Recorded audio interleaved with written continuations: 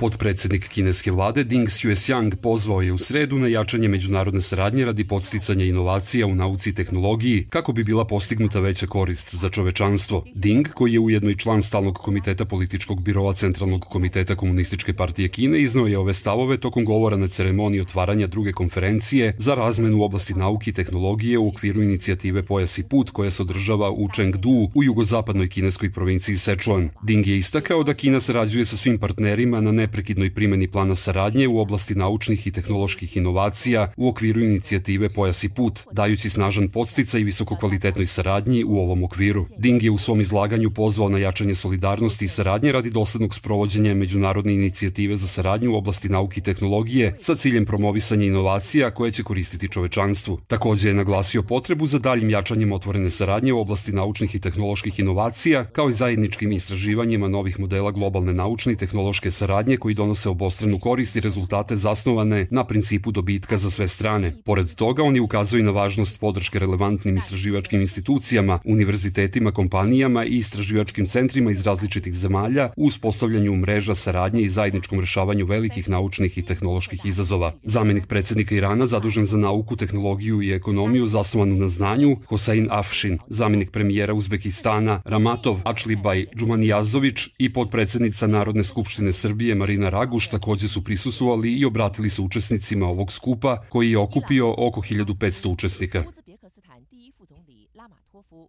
塞尔维亚国民议会副议长拉古什出席开幕式并致辞，联合国秘书长技术特使吉尔视频致辞，